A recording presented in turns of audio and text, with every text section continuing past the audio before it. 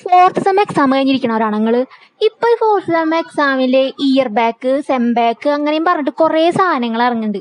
അതിനെപ്പറ്റി എന്തെങ്കിലും എനിക്ക് അതിനെപ്പറ്റി കുറച്ച് കാര്യങ്ങൾ അറിയാം. അപ്പൊ ഞാൻ പറഞ്ഞാലോ, ആർക്കെങ്കിലും യൂസ്ഫുൾ ആണെങ്കിൽ വീഡിയോ ലൈക്ക് ചെയ്യാനും സബ്സ്ക്രൈബ് ചെയ്യാനും മറക്കരുത്. വീഡിയോ ഫുള്ള് വാച്ച് ചെയ്യാനും സപ്പോർട്ടും ചെയ്യാം. ഓക്കെ, സാധാരണ ഇപ്പൊ കഴിഞ്ഞ 3rd സെം 3 സെമ്മുകളിൽ നമ്മൾ എങ്ങനെയാന്ന് വെച്ചാല് എക്സാം എഴുതി പാസ്സായില്ല, ഫെയിൽ ആവുകയാണെങ്കിൽ നമ്മൾ സപ്ലിമെന്ററി എക്സാം ഇനി വരാൻ പോകുന്ന സെമ്മിന്റെ കൂടെ തന്നെ എഴുതാറാണ് പതിവ്. എന്നാല് ഈ ഫോർത്ത് സെമ്മിന് അങ്ങനെ പറ്റില്ല.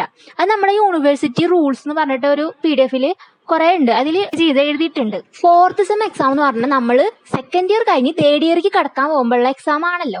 അപ്പൊ 5th സെം എന്ന് പറഞ്ഞാൽ നമ്മുടെ 3rd ഇയർ എക്സാം ആണ്. അപ്പൊ നമ്മൾ ഈ ഫോർത്ത് സെം ഫെയിൽ ആയാല് നമുക്ക് 5th സെം എക്സാം എഴുതാൻ പറ്റില്ല. അങ്ങനെയാണ് അതിൽ കൊടുത്തേക്കുന്നത്. അതിനെ കുറച്ചും കൂടി എക്സ്പ്ലെയിൻ ചെയ്ത് പറയുവാണെങ്കിൽ, നമ്മുടെ ജൂനിയേഴ്സ് എന്ന് വെച്ചാൽ നമ്മളെ നേരെ താഴെയുള്ള ജൂനിയേഴ്സ് ഇനി നെക്സ്റ്റ് എഴുതാൻ പോണത് 3rd സെം എക്സാം ആണ്.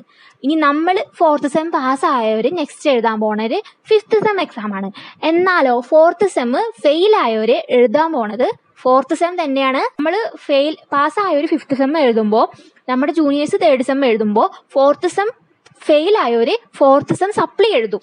അതാണ് ഫസ്റ്റ് അറ്റംപ്റ്റ്.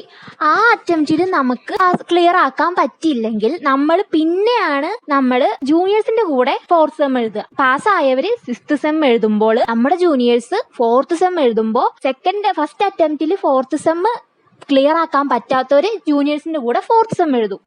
എങ്ങനെ പോയാലും ഇപ്പോൾ ഫോർത്ത് സെം എഴുതി 5th സെമ്മിൽ നിൽക്കണവരുടെ നമുക്ക് ഇനി എക്സാം എഴുതാൻ പറ്റില്ല. കാരണം 6 മന്ത്സ് ബാക്ക് ഉണ്ടാവും. ഈ 4th ഇയർ എത്തുന്നതിന് മുന്നേ എല്ലാവരും എല്ലാ സെമ്മും ക്ലിയർ ആയിട്ടിരിക്കണം. അല്ലാത്ത പക്ഷം 4th ഇയറിലേക്ക് കടക്കാൻ പറ്റില്ല. 4th ഇയർ എന്ന് പറഞ്ഞാൽ 7th സെമ്മിക്ക് നമുക്ക് കടക്കാൻ പറ്റില്ല. എന്ന് വെച്ചാൽ 6th സെമ്മിലെ എല്ലാ സെമ്മും ക്ലിയർ ആക്കിയാൽ മാത്രമേ നമുക്ക് 7th സെം എക്സാം എഴുതാൻ പറ്റുള്ളൂ.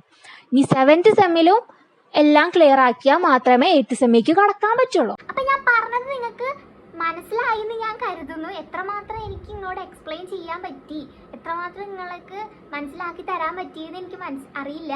അപ്പോൾ എല്ലാവർക്കും ഹെൽപ്ഫുൾ ആയി എന്ന് തോന്നുന്നു. ഇനി എന്തെങ്കിലും ഡൗട്ട് ഉണ്ടെങ്കിൽ ചോദിച്ചാൽ മതി, ഞാൻ പറഞ്ഞു തരാം. See you.